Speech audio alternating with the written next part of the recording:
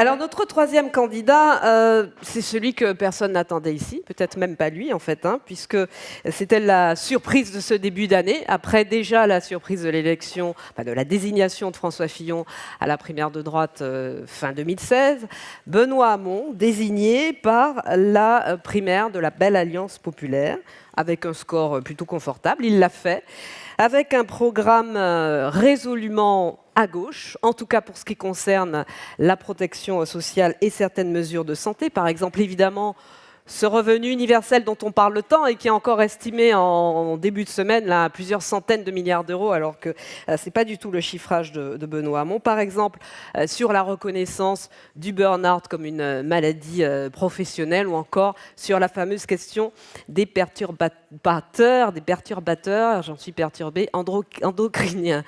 Benoît Hamon, 49 ans, candidat socialiste, candidat de la Belle Alliance Populaire, nous rejoint. Benoît Hamon, s'il vous plaît.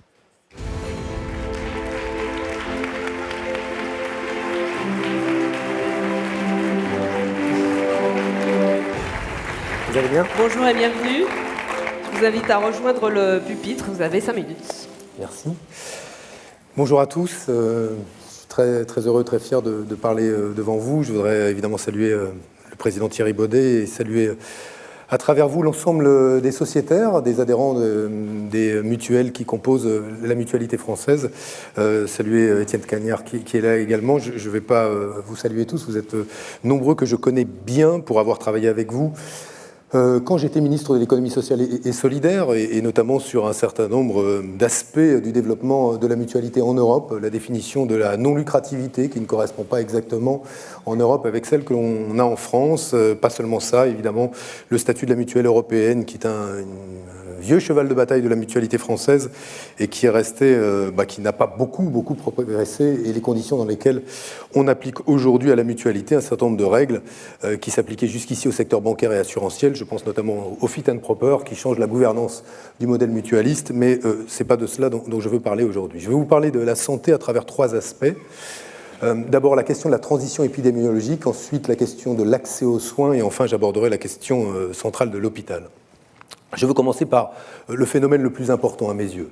La transition épidémiologique, le fait qu'aujourd'hui, 60% de la mortalité mondiale soit liée aux maladies chroniques et non plus aux maladies infectieuses, ce qui suppose de changer l'organisation de nos politiques de santé. En réalité, en France, aujourd'hui, il y a 15 millions de malades chroniques, ce qui suppose de regarder ce que sont les facteurs risques qui pèsent sur la santé des Français et de construire des politiques qui permettent demain que les comportements individuels, comme les politiques publiques, évitent que ces maladies se développent. En réalité, en matière de santé, il est frappant de voir que l'on parle souvent de la maladie, quand nous devrions parler de la bonne santé, c'est-à-dire du bien-être. Et aujourd'hui, imaginer ce que doivent être les politiques de prévention, c'est d'abord concevoir les politiques de santé comme des politiques de bonne santé et des politiques de bien-être. J'insisterai donc sur 5 aspects qui me semblent importants en matière de transition épidémiologique. D'abord, la lutte qu'il faut poursuivre contre les addictions, je pense notamment à l'alcool et au tabac. Je suis très frappé de voir le résultat extrêmement positif des campagnes de prévention qui ont eu lieu dans l'éducation nationale, qui montrent que très tôt, quand des campagnes ciblent la consommation précoce de tabac, la consommation précoce d'alcool, elles ont des résultats, et cette dimension éducative est absolument fondamentale. Il faudra, au-delà de ces addictions, alcool et tabac, considérer la question de l'alimentation. C'est une des raisons pour lesquelles j'ai défendu un grand plan alimentation qui encourage aujourd'hui une alimentation qui soit une alimentation équilibrée, qui encourage demain une signalétique qui permette aux consommateurs de savoir exactement ce qu'ils consomment et de quelle manière avoir une alimentation justement équilibrée, qui favorise l'accès à l'alimentation bio, qui généralise l'accès au bio, notamment dans la restauration scolaire. Bref, considérer aujourd'hui que l'alimentation, c'est fondamental parce qu'à travers une bonne alimentation, ne pas manger trop sucré, ne pas manger trop gras, ne pas manger trop salé, on peut s'éviter des maladies qui sont des maladies importantes. Le troisième aspect sur lequel je voudrais insister, c'est la question des perturbateurs endocriniens. Audrey Pulvar, vous en avez parlé. D'un mot, Oui, je considère aujourd'hui, et je salue le travail de Gérard Bapt, qui a été précieux sur la question notamment du bisphénol A, que les phtalates, que les parabènes, que toutes ces substances toxiques qui, aujourd'hui, ont des conséquences sur le développement du système hormonal, accélèrent des pubertés précoces, accélèrent les maladies chroniques. Oui, il y a là une question de santé publique qui suppose un dialogue, sinon des pressions sur les industriels qui nous amènent demain à penser ce qu'il y a dans nos vêtements, à penser ce que l'on absorbe, à penser ce que l'on boit, etc., pour pouvoir avoir une action qui soit une action résolue sur les perturbateurs endocriniens, sur les pesticides. Là, il ne faudra pas avoir la main qui tremble dans ce domaine. Le quatrième aspect sur lequel je voudrais insister, c'est celui des particules fines, parce que là encore, je donne cet exemple, mais c'est assez frappant de voir que dans les écoles de nos enfants, pour ce qui me concerne et beaucoup de parents, on leur dit qu'aujourd'hui, lors de la récréation, il ne faut pas courir dans la cour, parce que si on court, on tombe malade. Une réalité que nous n'avions jamais vécue parce que nous ne vivions pas sous un nuage de pollution atmosphérique. Là encore, il y aura des choix à faire en matière de politique publique qui suppose la fin du diesel, c'est-à-dire que plus un seul véhicule diesel ne soit mis en circulation à partir de 2025 et que l'on travaille à l'innovation pour permettre les alternatives à ce modèle-là. Et enfin, c'est la sédentarité. La sédentarité explique aujourd'hui un bon nombre de maladies chroniques. D'un mot, je suis favorable à ce que demain, il puisse y avoir un remboursement par la sécurité sociale d'une activité physique aménagée ou adaptée pour tout malade chronique, dès lors qu'un médecin l'a prescrit et dès lors que ça améliore le bien-être. Plus généralement, je suis favorable à ce que nous ayons une vraie culture du sport-santé qui, dès l'école, jusque dans les administrations, les entreprises, les hôpitaux et les EHPAD, fasse en sorte que cette activité physique, même légère, contribue au bien-être de nos compatriotes. Les deux derniers aspects que je voulais développer avec vous sont, au-delà de cette transition vers un modèle qui parle de prévention. Et pitié, qu'on arrête avec les grands mots je ferai des états généraux de la santé, pourquoi pas un Grenelle de la santé, etc. etc. Il y a aujourd'hui des choix extrêmement clairs que nous connaissons. Non, mais je pense que nous connaissons tous les diagnostics. Et nous sommes abondamment alimentés par l'Académie de médecine, par les scientifiques, pour faire les bons choix. Il s'agit aujourd'hui de prendre le tournant de la santé environnementale, et je crois que c'est un tournant absolument clé. Le deuxième sujet, c'est l'accès aux soins. Très rapidement, monsieur. D'un mot, l'AME, ou l'automatisation de l'accès aux droits pour la CMUC, ou l'aide complémentaire santé pour les plus pauvres. Ça me paraît une priorité. Et moi, je sortirai du régime dérogatoire qui est celui de l'AME pour l'intégrer à la protection universelle maladie. Je pense qu'il y a là un choix qui relève de l'efficacité des politiques de santé. On me parle d'appel d'air pour les migrations. Moi, je vous dis, document à l'appui, que sur le VIH et sur le sida, ce sera efficace, ça a été efficace, et que c'est une des meilleures manières de faire des diagnostics précoces, de prendre en charge des maladies et d'améliorer le niveau sanitaire global de la société. Deuxième sujet, sur l'accès aux soins, les déserts médicaux. Peut-être y répondrai-je tout à l'heure dans les questions qui me seront posées, donc je renvoie cela à tout ça. Mais je veux invoquer un autre sujet alors, sur l'accès aux soins. Pardon, mais ce sont les médicaments coûteux. Les médicaments coûteux, nous avons aujourd'hui un système qui fixe les prix, non plus tellement en fonction des coûts de production, mais au fond, même si c'est un non-dit, en fonction de la propension à payer des gens. Oui, pour un certain nombre de médicaments, on se souvient des médicaments sur l'hépatite C ou une mise sur le marché à 60 000 €. Pourquoi ? Parce qu'on ne veut pas mourir et parce qu'on est prêt à payer très cher pour cela. Bien, je pense que demain, dans la renégociation de ces prix, il faudra se doter des moyens justement de pouvoir les faire baisser. Et pour cela, il y a un instrument, c'est un peu l'arme ultime, mais c'est la licence d'office, la possibilité de génériquer une molécule dès lors qu'on considère que les prix de mise sur le marché sont exorbitants et ne correspondent pas à la réalité des coûts de production. Je termine d'un mot, puisque j'évoquais l'accès aux soins, je ne finirai pas sans parler d'hôpital, pas simplement pour parler des pathologies psychiques liées au travail chez les personnels soignants comme chez les personnels administratifs. Il faut revoir le financement de l'hôpital et de la T2A. Un certain nombre d'actes peuvent continuer à être financés selon la tarification à l'acte telle qu'elle existe, mais d'autres pas. Je ne sais pas comment aujourd'hui, quand on est confronté à une cirrhose par exemple, comment on fait en sorte de tarifier à l'acte là où la durée, la prise en charge des patients ne correspond pas aux règles que l'on peut connaître jusqu'ici, que la durée moyenne de séjour a besoin de s'allonger. Nous avons besoin de repenser l'hôpital aussi en fonction de la réalité, de cette réalité-là. Et pour ce qui est de l'hôpital, je ne terminerai pas en ne disant pas qu'il faut absolument améliorer carrière et organisation du travail. C'est à mon avis une des clés de l'amélioration du fonctionnement de l'hôpital. Pas simplement le financement de l'hôpital, mais aussi les conditions de travail des personnels soignants et administratifs. Merci beaucoup, Benoît Hamon. Je vous invite à rejoindre la table. On s'en sort pas mal, hein. Vous avez dépassé de 35% votre temps, donc on s'en sort bien. Parce que finalement, quand je me souviens que lors de votre investiture, vous aviez fait quasiment 3 fois le temps. Donc là, on s'en sort bien quand même. J'ironise bien sûr. Thierry Pêche va nous rejoindre, directeur général de Terra Nova. Bienvenue Thierry, installez-vous, vous allez pouvoir interviewer Benoît Hamon. Et je sais Thierry que vous vouliez commencer cet entretien en parlant de la répartition des aides à la complémentaire santé, parce que selon vous, il y aura des gagnants et des perdants. C'est une question qu'on s'est posée avec mes amis de Place de la Santé, figurez-vous, en découvrant votre programme. On y lit que vous souhaitez répartir différemment les aides publiques à la complémentaire santé, mais on se demande comment. Il y a 2 méthodes, je vous soumets 2 scénarios, vous allez nous dire quel est celui qui a votre préférence, et elles ont toutes les 2, ces méthodes, des conséquences. La première méthode, c'est de prendre ce qui existe et de le répartir sur un plus grand nombre de têtes. Ça signifie que ça fait des gagnants, effectivement, et les gagnants s'appellent les retraités, les fonctionnaires, les chômeurs, les étudiants, je crois aussi, mais ça fait des perdants du côté de ceux qui avaient un peu et qui ont un peu moins. La deuxième méthode, c'est de mettre tout le monde au niveau des standards les plus élevés, c'est-à-dire tout le monde au niveau des salariés, des indépendants, les retraités, les fonctionnaires, les étudiants. Alors Benoît Hamon, aujourd'hui, est-ce que vous pouvez nous dire laquelle de ces 2 méthodes vous choisissez et laquelle des 2 séries de conséquences vous assumez? Par exemple, la conséquence de la deuxième méthode, c'est bien sûr qu'elle a un coût budgétaire majeur. Place de la Santé l'a chiffré, je crois, à 3,5 milliards d'euros par an. Notez bien, 3,5 milliards, ce n'est très loin des 20 milliards prévus par M. Fillon pour rembourser la totalité, si j'ai compris, en 2022, des prothèses dentaires, des prothèses auditives et des lunettes, qui est un changement total de paradigme. Je dis d'un mot, mais parce que j'imagine qu'il aura le temps de me répondre tout à l'heure, mais si je ne me trompe pas, il a 100 milliards de réduction de la dépense publique, dont 20 milliards sur la sécurité sociale, auquel il faut désormais rajouter 20 milliards supplémentaires si on rembourse en 2022 la totalité des prothèses auditives et des prothèses dentaires et des lunettes. Je salue le changement de pied, il est remarquable. Il y a eu, je ne sais pas si la grâce l'a touché en quelques jours, mais entre le déremboursement et maintenant cela, c'est assez notable. Donc j'en suis assez loin, je le reconnais.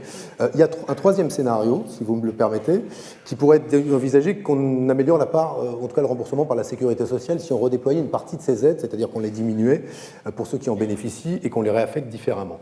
Moi, mon choix, il est plutôt de considérer aujourd'hui que cette aide à la complémentaire santé va dans le bon sens, qu'il faut qu'il y ait une égalité qui s'ouvre ou s'élargisse effectivement aux fonctionnaires, retraités, étudiants qui n'en jouissent pas, et qu'il faudrait envisager d'une manière ou d'une autre qu'il y ait une contribution supplémentaire, un coût supplémentaire, c'est-à-dire une augmentation de la contribution qui sera celle de la collectivité, de la dépense publique, pour permettre cette égalité-là. Je ne me vois pas aujourd'hui remettre en cause cette aide sous la forme d'une diminution de celle-ci. C'est un acquis du dernier quinquennat, et je pense que moi, j'accepte le principe des fusées à plusieurs étages.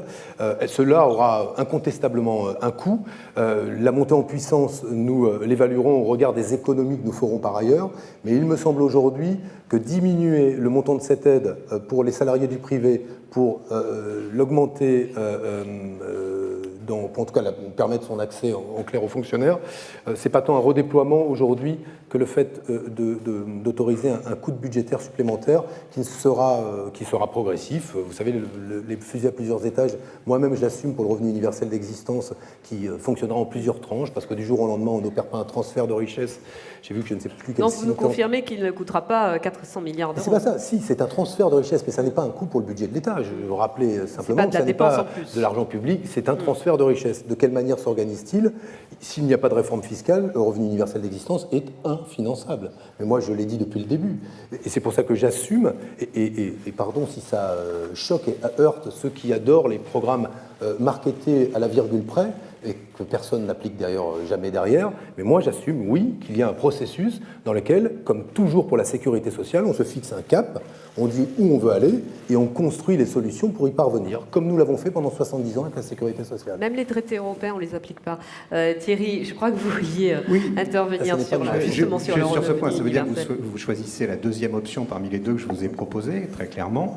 Elle a un coût de 3,5 milliards selon les calculs de Place de la Santé. C'est 3,5 milliards par an. Sur le quinquennat, on est presque à 17 milliards. Je dis ça parce que je ferai part à François Fillon tout à l'heure des questions que vous avez soulevées, mais lorsqu'il parle de 20 milliards, il parle de 20 milliards sur le quinquennat, me semble-t-il. Donc, les choses... Bon.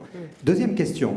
Dans la campagne qui vous a trouvé vainqueur, à la fin, la campagne des primaires, vous avez fait partie des candidats qui ont beaucoup mis en valeur un certain nombre de problématiques de santé, de prévention, de santé au travail, de santé environnementale. Vous êtes distingué par votre capacité à mettre dans le débat public des questions qui n'y étaient pas. Et parmi ces questions, on aurait pu en choisir beaucoup. Vous avez évoqué le diesel. J'ai choisi le burn-out, parce que c'est une préoccupation de beaucoup de salariés aujourd'hui. Mais je me pose une question. Au moment où vous sortiez votre programme, l'Académie de médecine sortait une étude pour dire on ne sait pas définir le burn-out. Il faudrait laisser à la recherche le temps, justement, d'accoucher d'une symptomatologie, d'une définition du burn-out. Comment vous allez faire pour faire entrer dans la loi un objet qui est scientifiquement flou? Le burn-out, c'est le syndrome d'épuisement professionnel, et ce n'est pas une maladie. La maladie, c'est la dépression, le stress généralisé, un état d'anxiété généralisé, bref, une pathologie psychique qui procède d'un syndrome d'épuisement professionnel. D'ailleurs, je veux saluer le travail de Gérard Sebaoun, qui est ici, qui vient de faire un rapport, de Catherine Lemorton, qui est la présidente de la commission Affaires sociales, qui ont beaucoup aidé à construire des réponses qui doivent nous permettre demain d'apporter une réponse à ceux qui sont victimes de pathologies psychiques dont on sait, dont on peut imputer qu'elle est liée au travail. Ça existe déjà, puisqu'aujourd'hui, nous avons des commissions régionales de reconnaissance des maladies professionnelles qui reconnaissent quelques centaines de burn-out en France. C'est C2RMP. Hélas, pour pouvoir y accéder et que votre dossier soit retenu, il faut revendiquer un taux d'IPP de 25%, ce qui est extrêmement élevé, là où dans d'autres pays, je crois en Suède, on a un taux d'IPP qui est à 0. Bref, c'est-à-dire que dans les faits, quand vous êtes en dépression, ce taux d'IPP étant variable, la différence entre un bras que l'on perd et une pathologie psychique, c'est que le taux d'IPP varie pour une pathologie psychique. Vous allez devant une C2RMP, vous avez toutes les chances de voir votre dossier écarté et non instruit. Ce que moi j'ai souhaité proposer avec plusieurs parlementaires, et là où le travail du député Gérard Sebaoun est utile, c'est que cette voie complémentaire qui nous éviterait de devoir inscrire au tableau des maladies professionnelles le burn-out, là où effectivement l'Académie de médecine dit « écoutez, c'est un syndrome, ça n'est pas une maladie ». Comment définir un syndrome? Il ne peut pas être dans un tableau. C'est que nous puissions doper ou muscler les moyens des comités régionaux de reconnaissance des maladies professionnelles, qu'il y ait davantage de psy, qu'il y ait davantage de médecins, que ces comités soient capables d'accueillir plus de dossiers, que nous fassions tomber le taux d'IPP qui rend le dossier éligible pour faciliter la reconnaissance de ce syndrome. Ça veut dire renforcer la médecine du travail considérablement.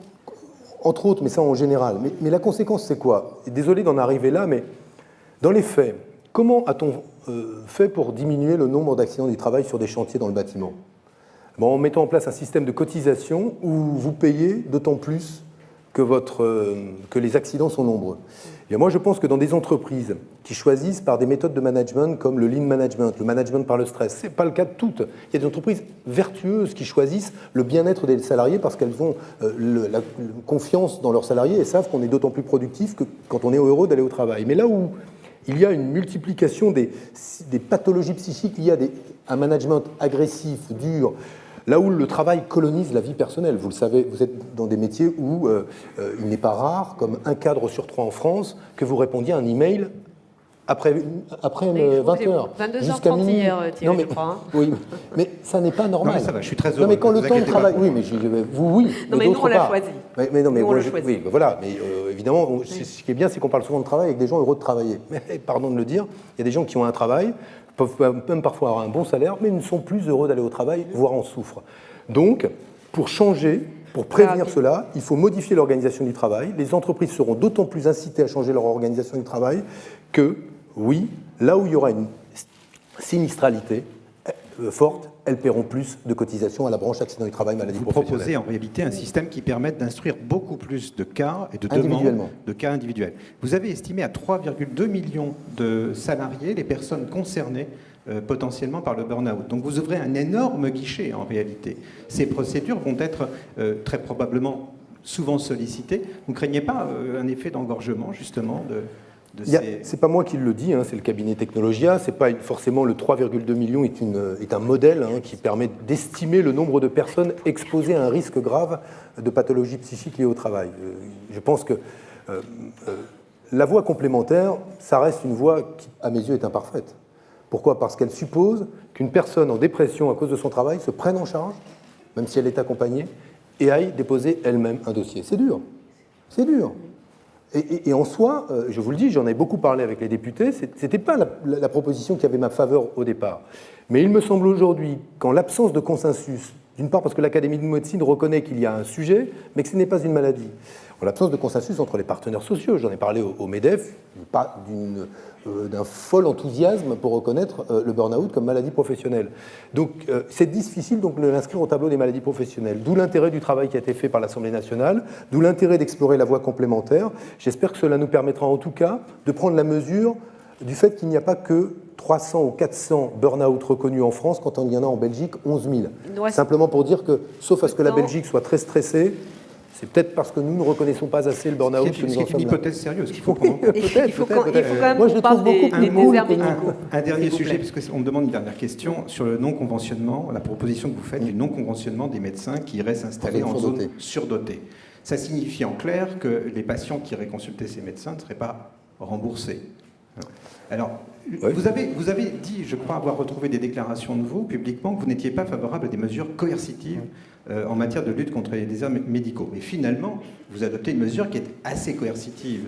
Donc, première question, pourquoi vous avez choisi une mesure qui est finalement coercitive ? Deuxième question, qu'est-ce que vous faites des médecins qui sont déjà installés en zone surdotée ? Alors, eux deviennent les grands gagnants de votre système, parce que oui. On peut être remboursé en allant en zone surdotée, finalement. D'abord, ça n'est pas simple. Si c'était simple, tout le monde est d'accord pour lutter contre les déserts médicaux, nous y serions parvenus. Je suis moi-même élu d'un territoire de banlieue qui est à quelques dizaines de kilomètres d'ici et qui est un désert médical. La Courneuve, vous avez 2,4 spécialistes pour 10 000 habitants. Dans le 6e, 68,5 spécialistes pour 10 000 habitants. Donc ils ne sont pas loin, les déserts médicaux, ils sont là. Donc si on avait la solution miracle, on y serait arrivé. Ce qui a été fait est bien, notamment avec ces maisons pluridisciplinaires ou centres de santé, que ce soit un exercice libéral ou salarié, qui associe spécialistes, généralistes, kinés, bref. Tout ça va dans le bon sens et il faut le multiplier. Ce qui peut être sur les déserts médicaux utile, c'est de faciliter l'installation, de faciliter l'accès à un emploi pour le conjoint. Tout ça va dans le bon sens. Là où je dis que la coercition, à mes yeux, risque de ne pas être efficace, je pensais à quoi ? À ce à quoi on a tous réfléchi d'une manière ou d'une autre. N'est-il pas possible qu'au terme des études de médecine, on puisse, sur le même modèle qu'un étudiant qui sort de l'ENA, obliger à ce qu'un jeune médecin aille s'installer sur un désert médical pendant une période de 5, 6, 10 ans, certains disaient. Et au fond, quand on regarde la réalité de la vie d'un jeune étudiant en médecine, c'est qu'au moment où il sort, il est beaucoup plus âgé qu'un étudiant qui sort d'un cursus classique, il a déjà un projet de vie, et finalement, ça ne correspond assez peu d'abord à ce que peut être son projet de vie, et ce serait très difficile à mettre en œuvre. Alors, moi je crois davantage pour la lutte contre les déserts médicaux à des mesures incitatives. Le fait est que, malgré tout, ce n'est pas tellement de la coercition, que je crois effectivement que continuer à laisser s'installer en zone surdotée des médecins là où il n'y en a pas besoin, alors qu'il y a déjà des systèmes pour les kinés, comme pour les pharmaciens, qui évitent cela, je pense qu'il faut s'inspirer des bonnes pratiques chez les kinésithérapeutes et les pharmaciens. Et considérer donc que, voilà, quand il y a installation en zone surdotée, on peut imaginer le déconventionnement. Ce qui est une mesure qui ne règle pas le problème des déserts médicaux, parce que celui qui ne va pas dans une zone surdotée n'ira pas forcément à Trappes ou à Guéret dans la Creuse. Encore que je ne sais pas si Guéret, j'espère que le maire de Guéret n'est pas là et il va me dire qu'il y a assez de médecins, mais à côté de Guéret dans la Creuse, peut-être. Qu'on prend, hein, oui, Guéret dans la parce qu'en fait, c'est un excellent maire et qui fait un super boulot, et je vous invite à aller regarder la maternité de Guéret. C'est la première maternité qui interdit les perturbateurs endocriniens, une écomaternité remarquable qui découche jusqu'aux toutes les vêtements. Bon, je crois que vous avez sauvé Guéret. Non, mais c'est formidable. Non, mais c'est la preuve. Non, mais d'une chose, mais ça veut dire que l'innovation vient souvent des territoires qui sont confrontés aux plus grandes inégalités, et qu'on serait bien inspiré de penser la manière de dupliquer l'innovation sociale et l'innovation dans le domaine médical ou thérapeutique en regardant ce qui se passe dans ces territoires où on est confronté aux inégalités. J'en profite pour le dire, mais c'est une très belle maternité effectivement là-bas. Mais je crois fondamentalement qu'il faut parier sur l'incitation et toujours sur l'incitation pour lutter contre les déserts médicaux, et je ne crois guère aux mesures de coercition absolue. Vous ne croyez pas à la contrainte. Il nous reste Des fois, très si, peu pas là. de temps. On est déjà en retard. On va prendre dans un instant la question d'un internaute, mais je voudrais quand même très rapidement, Benoît Hamon, votre réponse sur la question du déficit de la sécurité sociale et sur la façon la plus concrète possible dans votre réponse dont vous entendez le résorber. D'abord, écoutez, j'hériterai d'une situation plutôt saine. Et je m'en réjouis. Enfin, ça dépend quel Oui, paramètre on prend en mais compte, hein, je m'en réjouis. parce que Écoutez, on peut considérer qu'il est à l'équilibre, on peut considérer qu'il est à 4,5 milliards d'euros de déficit cette saluer année. le fait que je me réjouis du bilan laissé par Marisol Touraine dans ce domaine-là. vous voyez la bouteille on me à moitié reproche pleine, d'avoir en un fait, rapport ambigu au bilan. Voilà, je suis au moins extrêmement clair là-dessus. Deuxième chose que je voudrais vous dire, c'est que je crois beaucoup si on prend en compte fondamentalement le Fonds de solidarité à la vieillesse, stratégie des coûts évités. Pardonnez-moi, si on prend en compte le Fonds de solidarité vieillesse, le déficit prévu cette année, c'est 4 milliards 700 millions d'euros. Mais si j'en reste à la santé, si vous le voulez bien. Je pense que, et c'est pour ça que j'ai voulu insister à ce pupitre, les politiques de prévention, elles ont aussi un avantage considérable. C'est d'éviter aux gens de tomber malades. Et en évitant qu'ils tombent malades, d'éviter des coûts pour la collectivité, pour la sécurité sociale. C'est pour ça qu'il faut... les choix qui seront faits sont des choix très importants. Et j'ai évoqué les pesticides, les perturbateurs endocriniens, je pourrais évoquer une autre chose, et qui relève de la démocratie sanitaire. Je propose la constitutionnalisation des communs, c'est-à-dire le droit à respirer un air de qualité et à boire une eau de qualité. Quelles conséquences cela a-t-il? Le fait que demain, nous disposerons donc d'une base juridique solide à partir de laquelle construire des mécanismes de prélèvement sur les sociétés qui exploitent ces communs et les exploitent à titre privé et à titre lucratif pour financer des politiques qui soient des politiques qui garantissent justement aux citoyens qu'ils respirent un air de qualité ou qu'ils vont boire une eau de qualité.